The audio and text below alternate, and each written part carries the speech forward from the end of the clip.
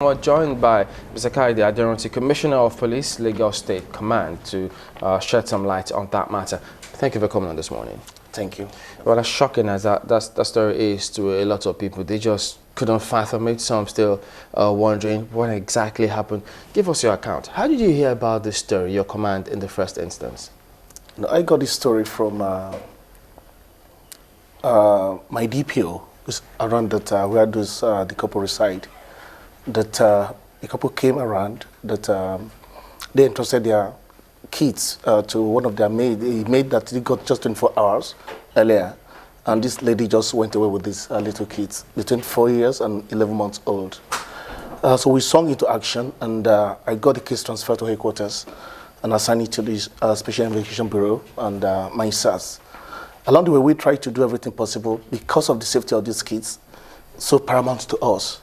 So we did everything possible, and finally we were able to actually narrow down the whole space to Shasha area. What we have is the lady, the children were abandoned in the building, and we went there and actually evacuated them to safety. So, but the beautiful thing is that the maid herself was arrested yesterday night. So we have a kind of a closure to this very, disturbing, this scenario. I don't want to go more into the details because what matters to us as a command was the safety of the little children. You need to see those children and what the parent did and what he did not do. I don't want to go into that at all. But for a parent to just entrust these kids into into the hand of somebody they don't even know, it's cause to question their judgment. But the end of the story is that we've recovered these kids. They have been well treated, and we handed them over to the parent, and we have arrested the main culprit. Well, CP Aderanti, I'm sorry, I know you say you don't want to go into what the parents did wrong or did right, but it's essential because, many homes in Lagos, many families in Lagos have maids. A lot of them will still hire even as we speak.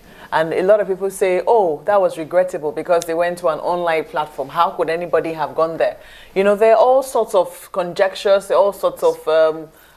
people believe that they are learning lessons on a daily basis. But what are some of the do's and don'ts that you would, tell people, families out there who are looking to employ a maid, for instance?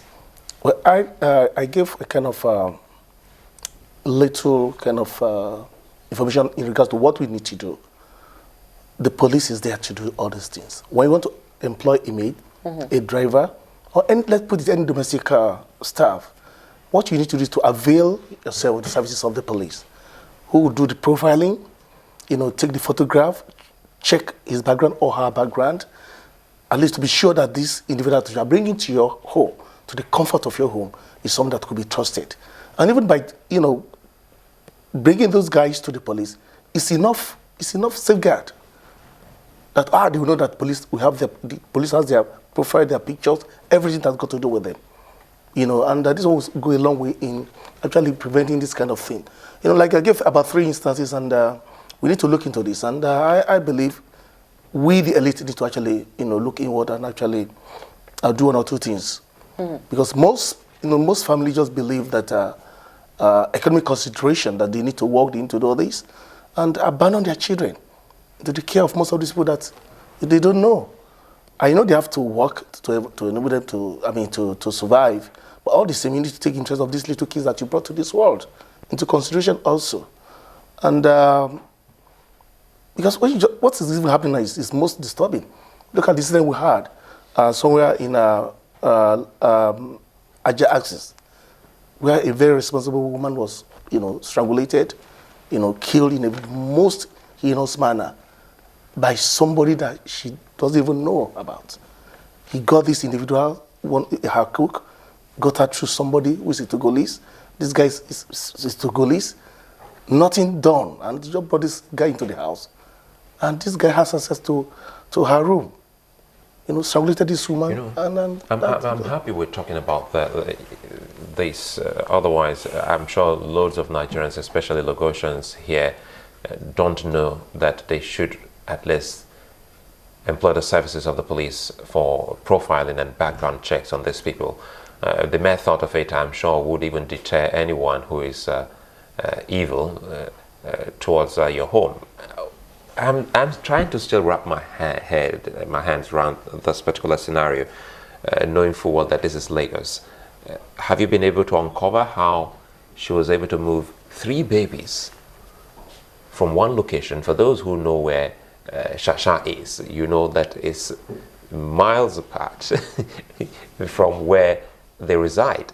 How did she have an accomplice who drove them in the car, or did she use a public transport system?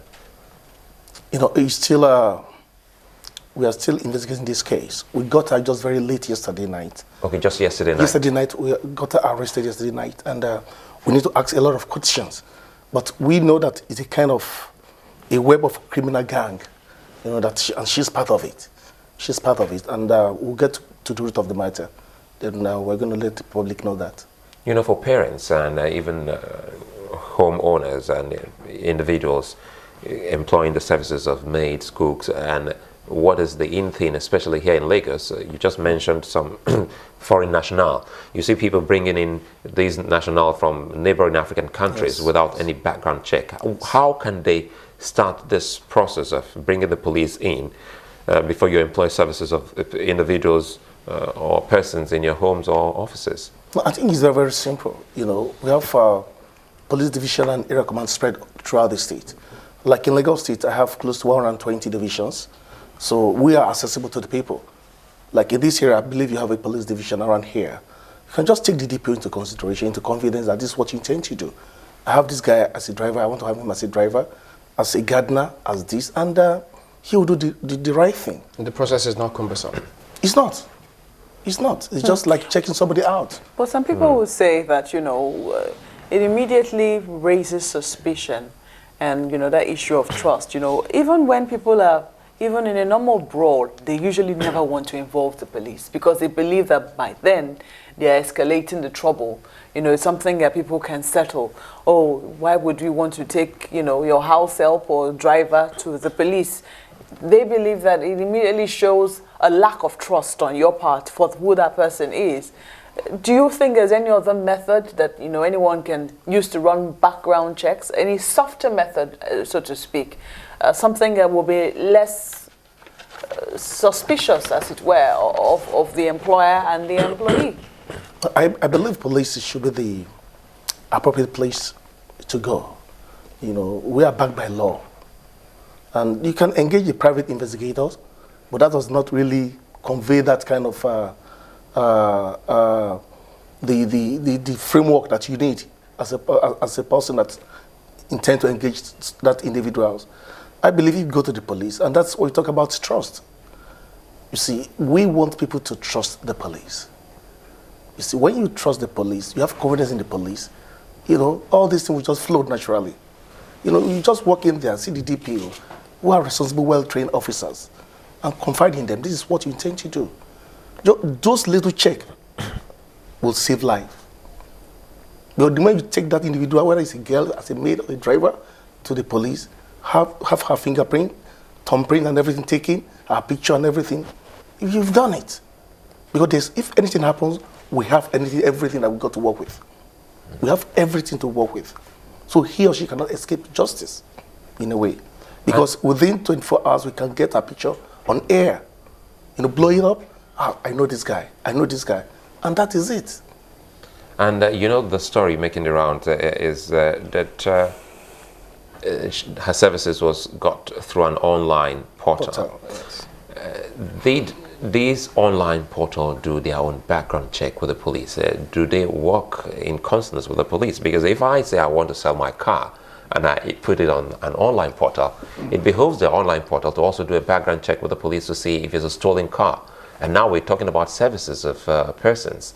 So if we're talking about services and sales of goods, don't you think that the advice you're giving to parents and individuals should also be applicable to online portals who are into businesses?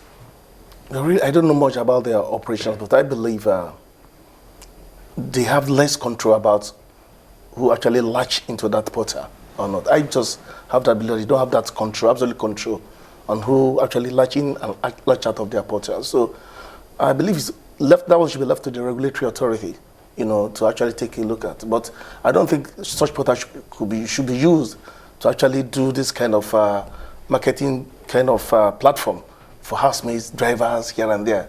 It shouldn't. Maybe if they engage themselves in sales or whatever marketing, I think it's okay.